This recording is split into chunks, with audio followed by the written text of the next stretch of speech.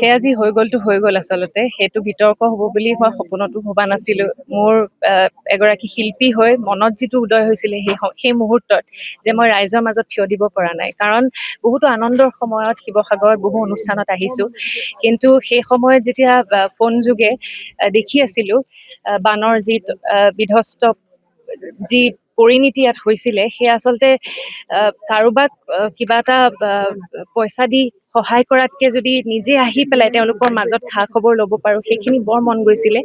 সেইকাৰণে মই আচলতে সেইখিনি ৰাইজৰ বাবে কৰিছিলোঁ। আৰু ৰাইজে মই জানো তেওঁলোকে কেতিয়াও বেয়া পোৱা নাই। এইটো বিতৰ্ক কেনেকৈ সৃষ্টি হ'ল, সেয়া যি হ'ল হ'ল। গতিকে সেয়া ময়ো পাহৰি গৈছোঁ, ময়ো বেয়া পাই থকা নাই। আৰু তেওঁলোকৰ মাজত আজি আহি খুব ভাল লাগিছে। আশা কৰোঁ যে আমাৰ আৰু ডনেট কাৰ্ডৰ মাজত যিটো সম্পৰ্ক আমি কৰিছোঁ, যিটো কলাবৰেশ্যন, আমি কিছু ঘৰো সাজি দিয়াৰ সিদ্ধান্ত লৈছোঁ। গতিকে সেইখিনি যাতে আমি সম্পূৰ্ণ কৰিব পাৰোঁ, আপোনালোকৰো সেইখিনিত আমাৰ ওপৰত আস্থা আৰু আমাক সহায় লাগিব আপোনালোকৰ।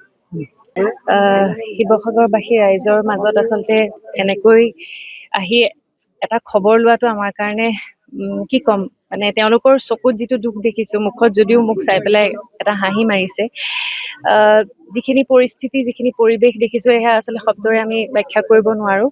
আমাৰ এটা ক্ষুদ্ৰ প্ৰয়াস, মই মোৰ ছ'চাইটি সুৰ সংগমৰ পৰিয়াল আৰু লগতে ডনেট কাৰ্ড, এটা নেশ্যনেল NGO, তেওঁলোকে আমাৰ লগত একেলগে মিলি আমি কিছু সহায় কৰিবলৈ চেষ্টা কৰিছোঁ।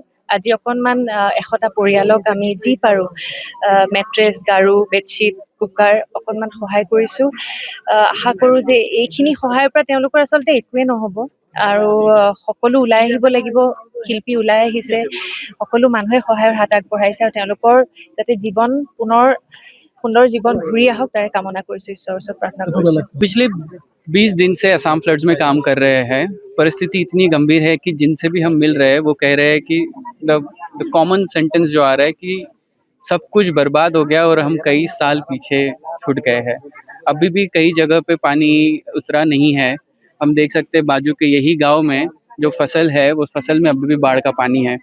तो ये परिस्थिति में जब लोग सब मिलजुट के काम करते हैं तो बहुत बड़ा राहत का कार्य होता है। आज हम गांव में करीबन 100 फैमिलीज को जो सपोर्ट करने जा रहे हैं, कहीं ना कहीं तो हमें ये लगता है कि जो जितना हमसे हम बन पाता है हम करने की कोशिश कर रहे हैं। और डोनेट कार्ड फाउंडेशन तहे दिल से मैम आपका बहुत बहुत धन्यवाद करना चाहते हैं कि आपने जो भी कार्य को ये सपोर्ट किया है। मैम के थ्रू हम लोग एक बहुत बड़ा प्रोजेक्ट रन कर रहे हैं, उसका नाम है मूर घोर, जिसके अंतर्गत यहाँ पे 200 घर बनाने का हमारा पूरा प्रयास है, जिसमें 10 से 15 घर हमारे हो गए। 108 घर का कार्य अभी फिलहाल चल रहा है। तो आपके माध्यम से हम यही गुजारिश करते हैं कि जिस तरीके से आपसे बन पाता है आप सहयोग करिए, और ये जितने भी NGO सपोर्ट कर रहे हैं ऑन ग्राउंड पे उनका साथ दीजिए और ये कार्य को आगे बढ़ाइए। धन्यवाद। Thank you.